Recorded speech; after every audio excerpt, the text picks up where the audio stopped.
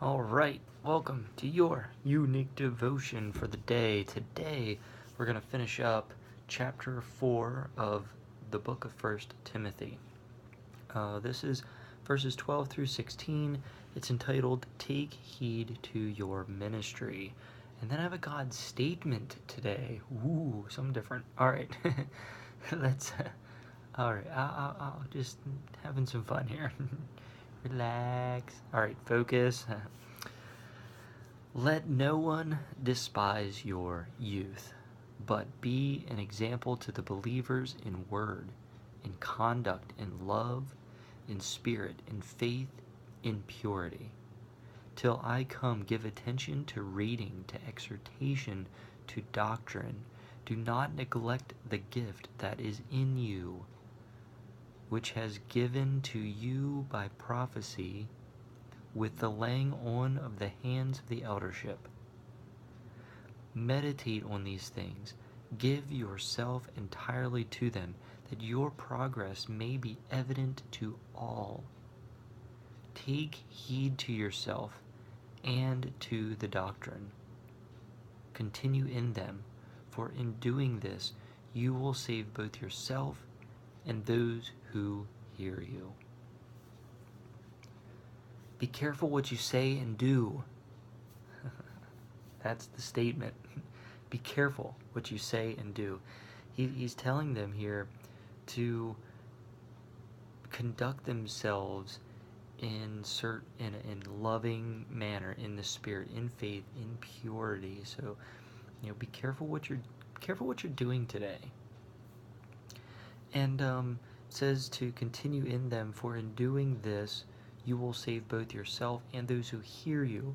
So they're telling people things by spreading the gospel and showing them the love of Christ.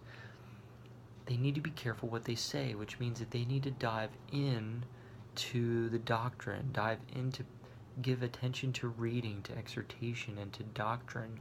So, pay attention to what you're learning and try to understand it on a deeper level, so that when you go to tell people, they'll understand what the gospel really is all about and not take away and pull things out that don't belong there. So, we need to do the same in our own life. We need to be careful what we're saying to others, that we've already had the thought process kind of going and we've gone deep into something, in this case the Bible, so that when we go to tell someone about what we're learning or what we're saying it honestly and truthfully. Otherwise, we're spreading something false, even if it's just slightly wrong.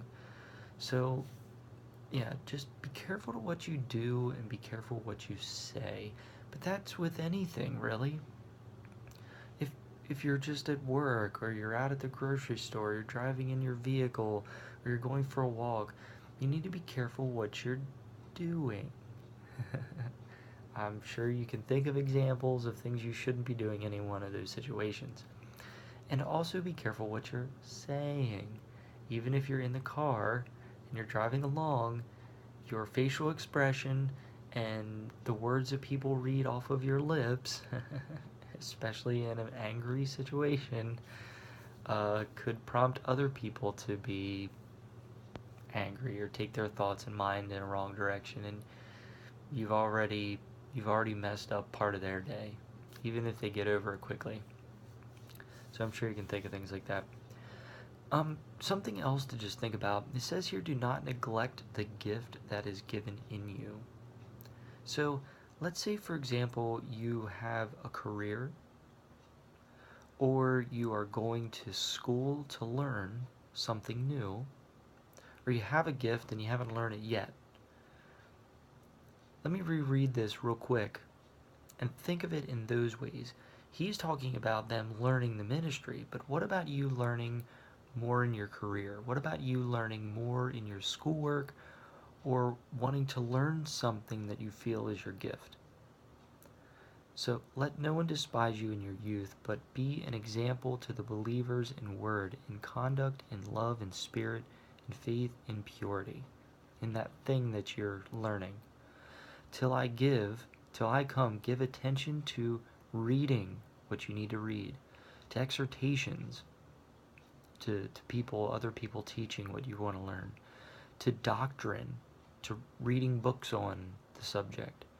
Do not neglect that gift that is in you, which was given to you by prophecy, the laying on of hands of the eldership.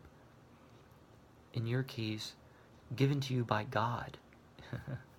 Meditate on these things. So think about the thing that you're supposed to be learning often, not just for 30 minutes while you're studying, or not just for 30 minutes while you're working, but meditate on what you're doing, what you're trying to accomplish in your gift. Give yourself entirely to them. Make it part of you. Make your career, what you do, a part of you, not just when you clock in, but outside of that. It should be a part of you. Be evident that you're good at it, that it is your gift, that your progress may be evident to all. Take heed to yourself and to that doctrine, to whatever you're learning. Continue in them, even once you've learned it. Continue forward. For in doing this, you will save both yourself and those who hear you.